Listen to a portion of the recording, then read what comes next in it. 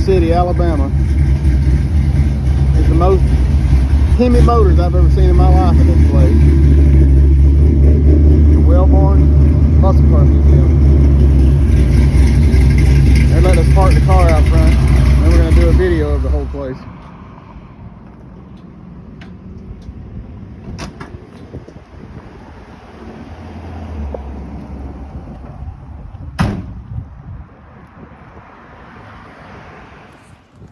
What's going on, everybody? I appreciate y'all tuning in 323 Fabrication YouTube channel this morning. Man, has it been quite the day. So we're on the way home from Power Tour. We did 3 laps around Talladega in that 64 Chevy 2 gasser. Gotta say, it's probably the first time that's ever been done. Pretty proud of it. Got attempted murder Nova with me. He held on for dear life, but we did it. We did 3 laps. It was crazy. So we're in Alexander City, Alabama today. We're kind of taking the scenic route back home, a little out of the way. And I got to tell y'all, I'm going to come back up here, bring my dad for sure, because he's a big Mopar guy. But, I already read the sign. We're at the Welborn Muscle Car Museum in Alexander City, Alabama. And it is one of the most amazing places I've ever been. I've never seen so many 426 Hemi cars in one place. The museum is based on 1970 to 72, I believe, is the way I understand it. They got some awesome folks that work here, been walking around talking to us. They're going to let us come in video, so we're going to walk around, hit some of the main cars, really whatever they want to show us, because I've enjoyed everything so far. I figured y'all would dig it. We get this car out front, let y'all check it out. We're going to go inside. But you got to get the gasser in front of this cool old building. Oh yeah. Let's go check this thing out.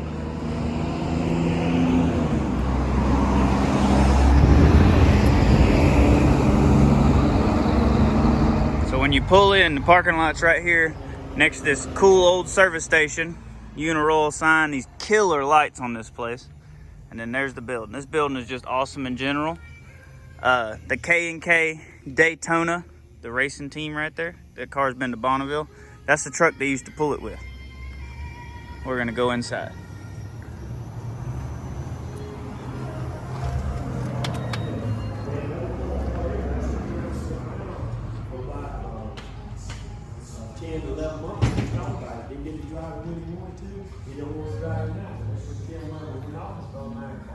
We're gonna get the whole story here shortly. 429 Boss 70 Mustang. It's beautiful. Challenger, but I don't know enough about it to be able to tell y'all, so we're gonna let the man that's running the place tell us all about it. Check out these cool cutaway motors. 426 Street Hemi. It's really cool. And they got a pile of cool parts here too. Isn't that neat?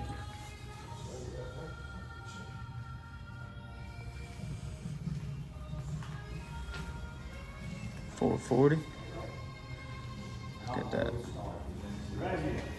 Go the other way. It's all in this building? Yeah, it's all in this building, but when you get back down to the back behind that Daytona, there's some cars in that building. I got the door propped over. It said don't get them. Don't know in that too. Yes, sir. Yes, sir. You too. Yeah. All right. I'm going to share a story with you on how the museum came into play. Okay, Tim Webb and Dad started Webb and Cabinet Shop. Tim then bought this building because the city was going to stay down. Tim had no intentions of starting a museum. It's one particular car out there what started the museum. That one particular car is real, real special to Tim. The reason that car is so special to Tim Webb is Tim Webb and Daddy bought that car for Tim's mother, but Tim's mother refused to have it. The reason she refused to have it because it didn't have air conditioning, but no 426 Hemi cars come with air conditioning. Most of them don't even come with power steering or power brake because a 426 Hemi was designed for NASCAR. That's what it was designed for. But NASCAR had to produce so many to the public before they could put them on NASCAR circuit. Right. So Tim said he used to sit in the back seat of this car when he was 8, 9 years of age, dreaming of getting it when he turned 16. When Tim Webber turned 16, his dad hid the keys. So when Tim Webber dad passed away, he thought his mother gonna give it to him. She hid the keys even further than his daddy. So Tim sat around for about 10 to 11 months and he thought about it. Didn't get to drive the car when he wanted to, and he don't want to drive it now. So Tim Weber sat around and him and his wife. So they went off and started buying cars and signs, building the museum. We celebrated 12 years of the museum being open last year. That's how all this started off. All right. How y'all doing? All right, y'all. So this is Alton. He runs the place and very knowledgeable, awesome fella. This place is amazing. Obviously, there's other folks here too, so we don't want to take him away from that too much, but as he gets a chance, we're gonna walk around and talk about a few of the cars, and then hopefully we can come back here next couple of months during the week and do a more in-depth video. I want to bring Dad up here, obviously, because he's a big Mopar guy. But this place is unbelievable. Y'all are gonna dig it. Go ahead. This used to be old Chevrolet dealerships. The paint behind this Mustang right here, I'll show you what the dealership was in the 50s and the 60s, but this building was really built in the late 40s. So Tim and them bought it, they bought it because had no intention of starting the museum. Like I said a while ago, the reason the museum existed because that one particular car. That one particular car is real, real special to Tim. Tim still today will not drive that car. I don't know why, but his dad wouldn't let him have it when he was 17, and he don't want it now. Huh. But he started the museum because of that one particular car. If he hadn't never got that car, he never would have started the museum. Okay. What we got right here is a 1970 Balls 429. This car right here is untouched, unrestored, 7,800 miles on it. We got another 71 Challenger right here. It's a 4,000 mile car. But what happened to this car here is I had to have one paint job. We bought this car from a 87-year-old man. So most people bought these cars, they protected them real, real good. You're gonna see a lot of cars that don't have many miles on them. And the reason is because people cared a lot about their cars back in the day. That's right. That's right. And they are both beautiful. They are absolutely killer. I'm gonna run up here and see the dealership picture. Man, this thing is fine, ain't it? I know how y'all are about these old cars. Oh, look at this. Look how cool this dealership used to be. It's around, 64? Maybe 65. There's a picture. Old 57 Chevrolets. Man, that's cool.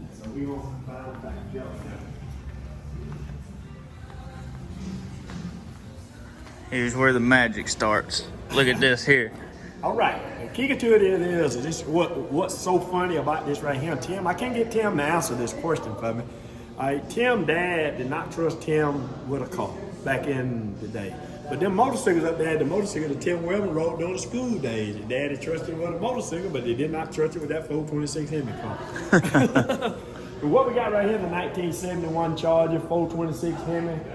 This car right here is untouched, unrestored. Nothing been done to that car right now, but I buffed it, treated the top. That car right now has got 10,000 miles on it. We took that car to Chicago. In November, it placed the best unrestored 71 Charger in the world. Man, that is amazing. It's a 426 Hemi. But the other kicker to it is Chrysler didn't produce a whole lot of 426 Hemi. You take a 71 Charger, Chrysler only produced 63 of them. Tim Weber had 27 of them at one time. Man, 27 out of 63. A third of 71 Hemi Chargers in the world. That's amazing. What we got right here is a 1970 RT Challenger. This car right here is one of 6. This was a prototype of Chrysler. Chrysler made 6 of them, painted all 6 of them red. But what they used it for, they took it from dealership to dealership to show you all the options on that. This car right here have every option that Chrysler offered in 1970. Man, that's amazing. All right, what we got right here is this 1970 Charger Pink. They call it Panther Pink. This car right here is one of 2. Chrysler only produced 2 of them. We have one that is in California. That's all of those. On the other side of it is a 1971 Charger 426 Hemi car. That car right there is untouched, unrestored with 9,000 miles on it. So what's so unique about that is a 4-speed 426 Hemi. Chrysler didn't produce a mighty few 426 Hemi Charger. All right, we turn right around here and we got a 1970 AR Cuda. This car right here is We bought this car out of Canada. It's an 8,000 mile car. It's another untouched, unrestored with 8,000 miles on it. It still got the original tires and all that on there. But like I said, back in the day, people bought cars, they traded them real good. They didn't drive them a lot because most people weren't making much money back then. So they couldn't drive them because they couldn't afford the gas to put in them. That's amazing. We got up here on the rack right here, and this is a car that we just got back from having it restored. This is a Roger Gibson restore. Like that car right there is a $250,000 restore. That car right there is the best of the best, but you never send a car to Roger if it's never gonna be worth no more than $100,000 because it costs you $275,000, $250,000. So only way you can send a car to him is it's got to be investment or it's sentimental value to you. But this is what it looked like when you get back from Roger Gibson. Man. Yeah, you need to video that one. Don't you go to the back and video too. Golly. Look at this car. Looks brand new. Look at the tips, man. Look how cool that is. Factory correct. Got the markings on it where it's supposed to. Got all the paint marker. Man. Right tires. Now they got, this is pretty cool. This room in here is full of factory, dealer. They've bought stuff from, dealers and everything else of original parts for these cars, including tips and everything, wiper motors. He's got oil filters. It's all the correct stuff. These cars are incredible. This is an amazing collection. It really is. You see that right there? I did a story on the museum. Call me the storykeeper. So that's cool. That is cool, man. All right, what we got right here is a paint chip CUDA. We call it paint chip CUDA. That billboard up there hanging on the wall hung across the dealership in 1970-71. Nobody had never produced a car, so we took a perfectly good car, sent it to New Orleans, and the guy called it Bomb Factory built this car for us. So what they did was they put a white wrap on it, and then they painted all these colors on the wrap. So what they did was they put the mag wheel, the funny pipe, the slick, one wheelie bar. So since nobody knows what was on the other side of that car, we just left it like it was and split it down the middle. That's amazing. This car is really cool. So I didn't know about the museum, and I got a issue. I think it's Alabama Living is the magazine, and there was a big article, like 4, 5, 6 pages in the magazine, and this car was the feature picture. And this thing is amazing. It's based off, like he said, it's based off of the dealer sign that they had in the dealerships. And this place is set up like a dealer. They got the little flags on the antennas and some of the advertisements and stuff on the cars. And this has got to be one of the coolest cars I've ever seen. It's amazing. This car right here is supposed to be the fast production car that Buick had on the planet. It's a Buick GSX. It's a 1970, so that's supposed to be part of your area, your muscle car. Yeah, the museum's based on 70 to 72? Uh-huh. Okay. No, based from 68. 68 to 72. To 72, okay. And what we got right here is a 1970 Challenger. This car right here is one of 28. Chrysler produced 28 of them. And like I said, back in the day, nobody really wanted a Chrysler product, so Chrysler didn't produce a lot of cars. Now, back then, Chrysler was upset about it, but now they're the best-selling car that's out on the planet, and because of Chrysler didn't produce a lot of cars. It's a big demand for the cars, but the cars ain't there. Right. So when you get a Chrysler product, you're gonna pay for it. That's right. That's right. Brings value up. There's not as many of them. And this car right here is an untouched, unrestored RT Challenger. And what is so unique about this car is a 4-speed 446-pack car. That's cool. And this car right here is untouched, unrestored. And this car here had the original tires, the original window sticker. This is a 6,000-mile car. So nothing ever been done to that car but a little bit of buffing. That's it. 6,000 miles. Man, is this a 440 car? Yeah, it's a 440. Yeah. Okay. 440. Man, look at that. Got Wile E. Coyote in the driver's seat. There you go. And what we got right here is a 1970 LS6 Chevelle. This car right here is another car that's untouched, unrestored. This thing, it's got 31,000 miles on it. So the only thing been done to this car right here is buff. That's it. Everything on that car is original. Man. That's my favorite. So that's my favorite right there. But Yeah. Good old General Motors. That's it. Yeah, What we got right here, this car right here was the film car that played in the movie Vanishing. And this is a true 426 Hemi 4-speed car. This was the only true 426 Hemi car that played in the movie. The rest of them was a 440 car with automatic. We got one of the movie cars, and when we get to it, I'll explain to you why that car is going to be different from this car right here. But what we got right here is a 1968 Charger, 1969 Charger, 1970 Charger, 1971 Charger, 1972 Charger. So what I did was I put all of these Chargers down to here so you can see the difference in the car from 68 to 72. You take a 1968 Charger, 1968 Charger, 1969 Charger is identical, the same thing except three things. The 1968 Charger got a round marker light, a round tail light, got a flat grille. 1969 got a long marker light, a long tail lights, got a V in the grille. Okay, you take a 1970 Charger. 1970 Charger from the door back is the same thing as a 68, 69 Charger. What they did is put a longer fender, longer hood, and put a wraparound bumper. But come back for a second. Kick it to it is in 1968 and 1969. They had one option in 69 that you couldn't get in 68. People don't realize it, but what happened was in 1968, people got to complaining. Them 426 Hemi was popping that neck. So in 1969, they put the headrest in there. The only year that you could get a headrest that went down in the back of the seat was 1969. 1970, they put the tall bucket because people were removing the seat, the headrest, making it look like a 68. So they decided they would stop it. So they put the tall bucket seats in 1970. That's cool, man. 68 for a Charger would be my favorite. I love the round tail lights. Man, that's it. That's it.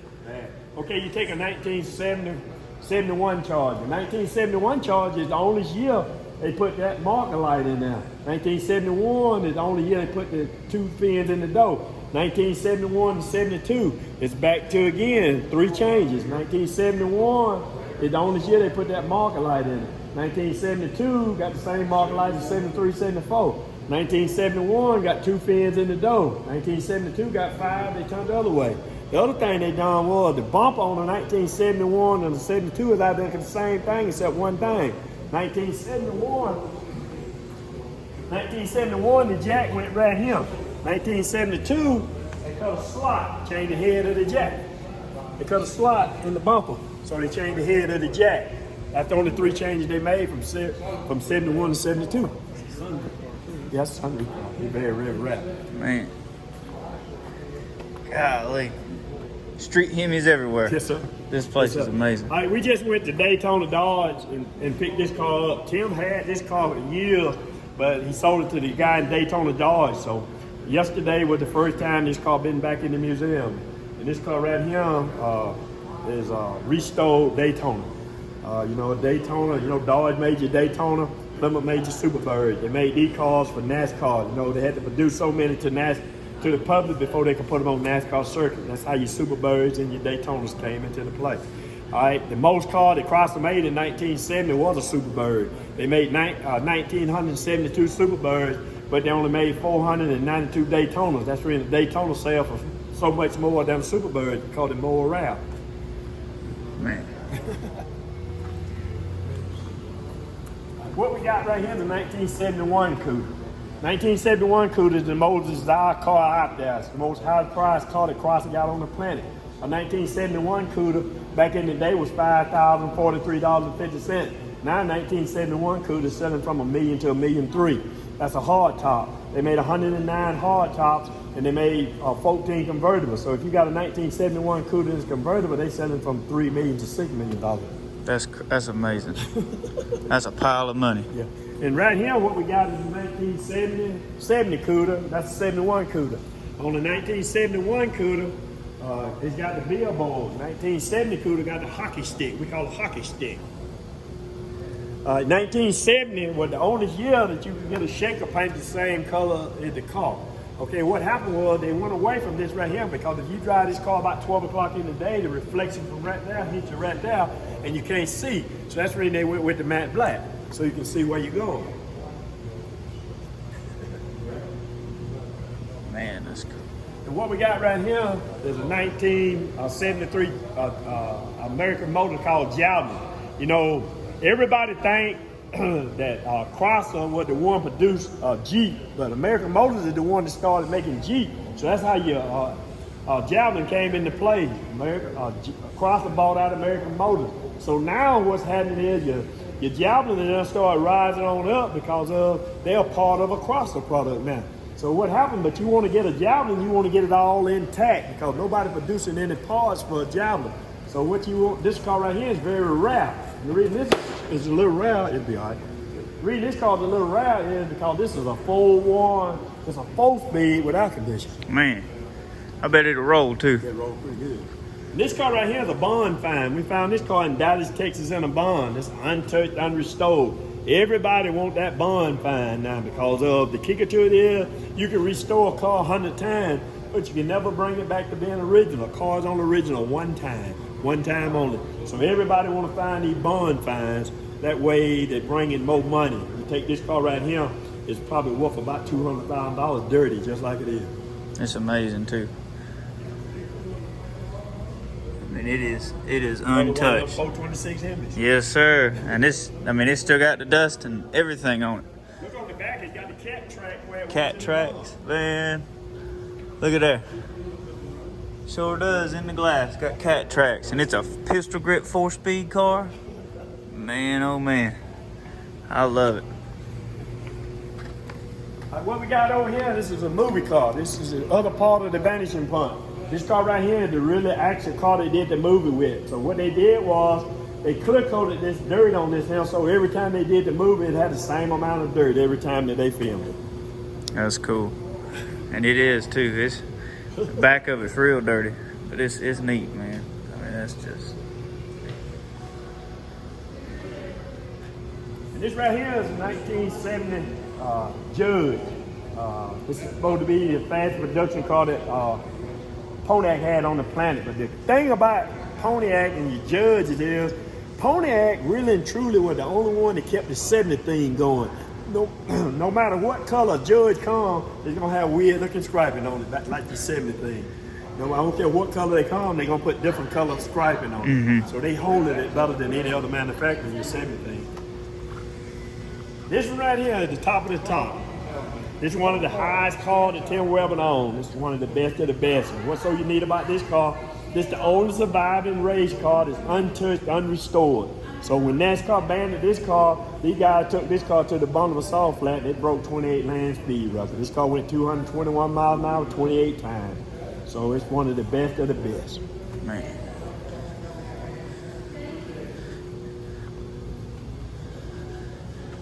You know, they wasn't allowed to run, they weren't allowed to run two operators. So, you know, what they did was they made an intake and performed the same. I'll show you on the hood of this. Man, look at that. Look at the intake on that thing. It looks like that Smoky SY1 unit. Smoky Unique intake, like for small blocks. Yeah. Man, that is cool, ain't it? And it went 200 with that. Yes, sir. That's the original. This thing just like it was when they ran in NASCAR. Nothing been done to it. Same motor. Same motor. Oh my goodness. Yeah. I took this car to Huntsville and they let me run around the track. So Tim said, Alton said, I'm gonna make the first lap, and then I'm gonna come into the pit and let you make some. I said, I don't care, just as long as I get to make some. So anyway, we went into the made laps and he was behind the cars. So our pit area was like right here. So Tim, instead of stopping at the pit, he stopped way down there. So I had to run down there and you had to come out the window, then you had to get in the window because the doors don't open up. So the car was rolling, so it just kept rolling. He coming out, I'm trying to get in there. So we didn't know it at the time, but when I had to go catch the pack, so I throwed it in first gear and took off, and I went up through there, and when I went down, I hit a dip, and I rolled the spoiler all the way up to there. So Tim was standing back there like this now, saying, it's your fault, because you should have stopped at the right pit. And this right here is the reason the museum exists. This is Tim Welborn daddy car. This is what started the whole museum right here. Tim dad bought this car for Tim mother. Tim mother refused to have it. Reason she refused to have it didn't have air conditioning. So Tim Welborn said he used to sit in the back seat of this car when he was 8, 9 years of age, dreamed of getting it when he turned 16. When Tim Welborn turned 16, his dad hid the keys, so he didn't get it. So when Tim's dad passed away, he thought his mother gonna give it to him. Oops, she didn't give it to him neither. So Tim Welborn wound up borrowing the money, buying the cabinet shop and this car from his mother. Brought it down here and put it in the museum. This was the oldest car sitting in the museum. So Tim sat around for about 10, 11 months and he thought about it. Didn't get to drive it when he wanted to. He don't want to drive it now. So Tim Welborn went off and started buying cars and signs, building the museum. So that's how all this came into play. How many miles are on this car? This car got 29,000 miles on it. 29,000. Man. Is it original too, or is it? It's original. Original. Golly, it's beautiful. This thing is totally original.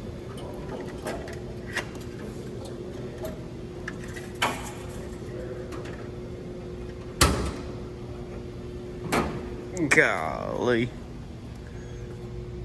Man, that is so cool. And the hood's vacuum operated, Yeah, right? this is vacuum. When you crank it, I got that one propped up so you can see what it looked like. But once you start these cars up, they automatically got to come up. If it don't come up, these cars will start for air because that rubber seal will go around there and seal that off. And the car can't get no air because of the air cleaners up in the hood. So once you start it up, it comes open just like this right here, and it folds air into it. Man, biggest Mopar collection it was in the world. Okay, Tim Welborn wouldn't sell nothing off. He just bought. He never had no intentions that they were going to be valued nothing. He just bought them. He was buying them back when there was came along. Share another part with you too. You remember I told you a story about Tim Welborn didn't get this car when he turned 16, but Tim Welborn bought his first car when he was 17. He had been helping his dad at the cabinet shop since he was 12. Tim Welborn's first car was a Daytona with a 426 Hemi. The kicker to it is when he turned 17, he bought the Daytona for $850. Tim Welborn put it in his dad's backyard when he was 18, and he put his first paint job on there.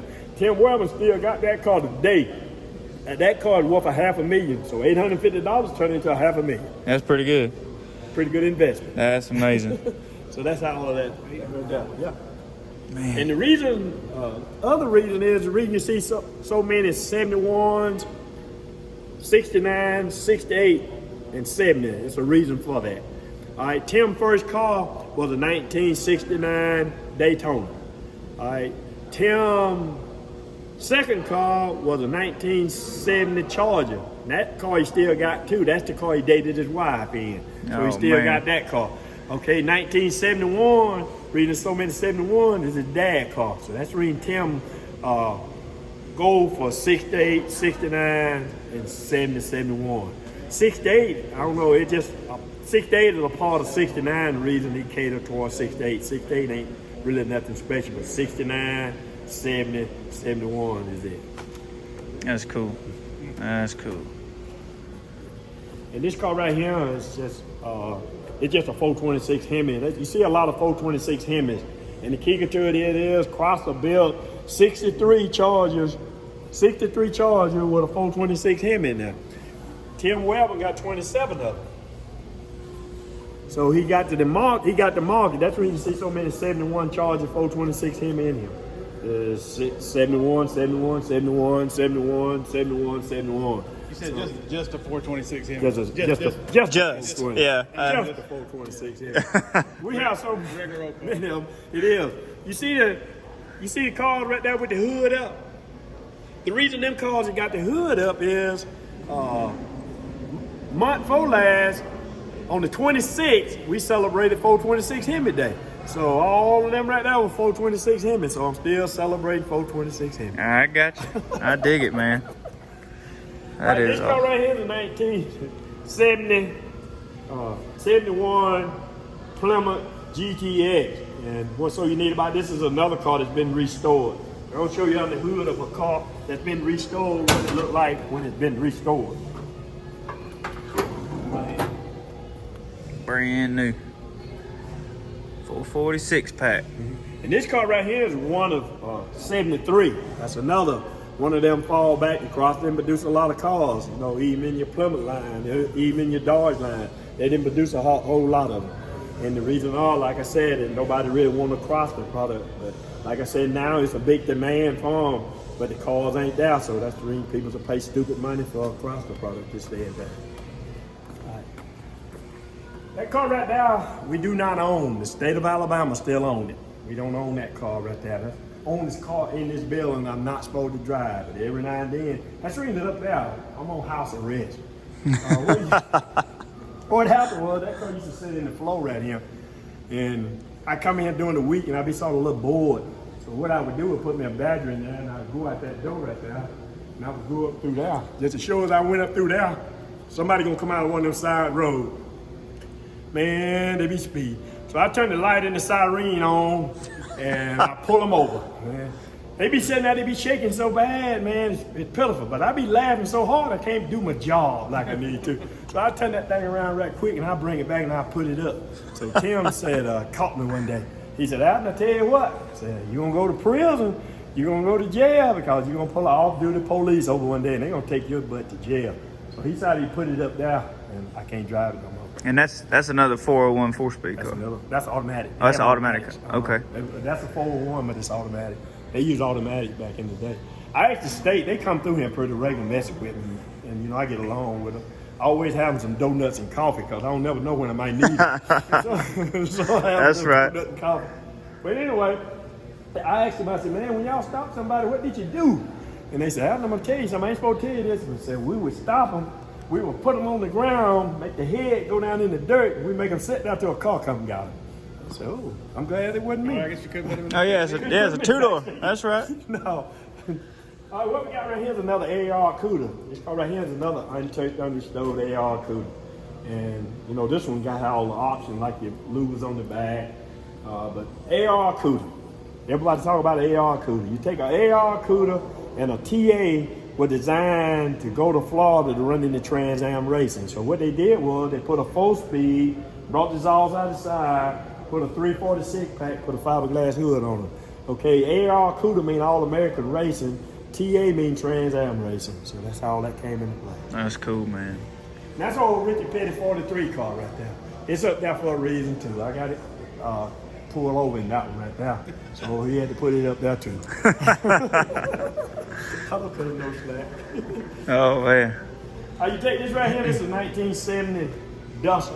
What's so unique about this car is it's a 340 4-speed, but it's red on red. That old thing get it right there. Yeah. Ooh, what are you talking about? Old 340 the hardest ribbon motor that Crosser had on the planet. You see the white one right now? Mm-hmm. Crosser made 61 of them, and they placed them all in California area. And what they did, they placed them in California area. They're trying to get the young generation into buying a Crosser product. So what they did was they put a surfboard in there, all 61 of them. But the reason the young generation wouldn't buy is another reason. Come on.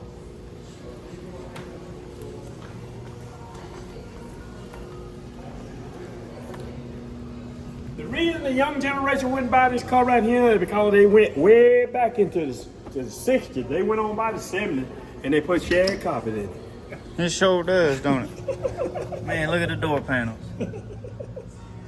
Shag and Still got the surfboard. 17 back into I bet it's hard to find one of those surfboards. Yeah, probably is. And it's a hang 10, right? Hang 10 with the surfing stripe.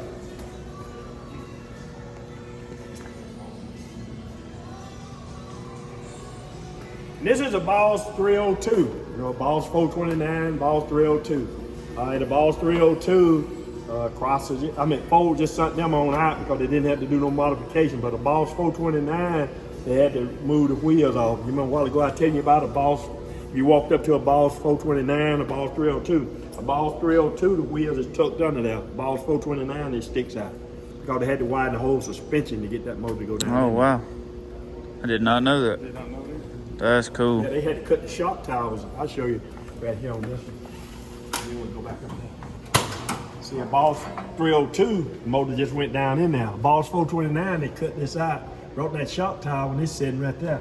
So they had to widen all of this right here, and they trimmed all this right here and made it go in so that motor would go down in there. Man.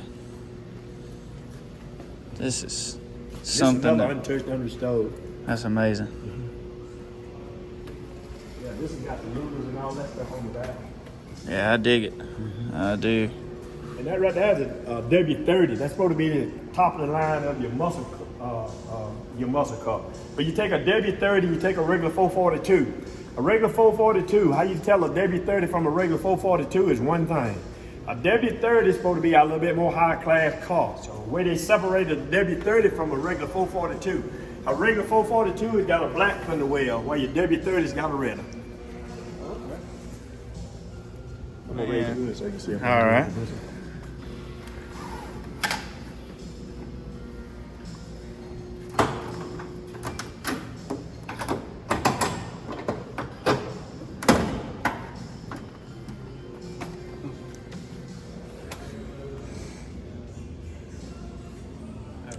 That's cool, man. Is this one restored? This had one paint job. Everything else is original. You know, most street cars, like I said, had a crook enamel lacquer and faded. So we sent them out, but we paid $50,000 just to get a car painted. True. Because they have to tear it down just like they're going to restore it. Because they have to take all the chrome and all that stuff to make it perfect. That's amazing. We call these here the dog dish. These are the original wheels that go on that 1971 Challenger up there. Them are the wheels. Tim Webber hate them. He can't stand them. I tell him the car make it look more aggressive with them on there. Yeah. He said he don't care how aggressive they look. Take them off. That's it. Man, well, we really appreciate it. Man, I appreciate y'all. This has been amazing. It really has. This is unbelievable. And We're it gonna has. hold you too, coming back. Got to. Yeah, we're gonna come see you. Come see. I appreciate it. We're going to make it better. Yes, sir. Yes, sir. We'll make it better. Thank you. All right. We'll see you. Yes, sir. Can y'all believe this? How amazing is this? I mean, you go your whole life and not see some of these cars or anything of this caliber. This is an amazing collection. It's got to be the best Mopar collection in the world, and I know it's the best car collection in Alabama. Ain't no doubt about that. Unless y'all know some hidden ones, you should let us know so we can go check those out too. But man, I'm like a shock. It's been the best week ever. Has Best week ever. This is like our 6th day of Power Tour. This place is amazing. Y'all, this is Alexander City, Alabama, and this is the Welborn Muscle Car Museum. So if you're up this way or you got free time, they're open most Saturdays. You got to make appointments during the week, but come check them out. They got really cool shirts. They got a merchandise section. We're finna go get some shirts. I love it. But if y'all enjoyed it, throw a thumbs up down there on the video. Subscribe to the channel. Tell your friends about it. Come see these awesome folks. Come see Alton. Awesome guy. But as always, I appreciate it. Y'all be blessed.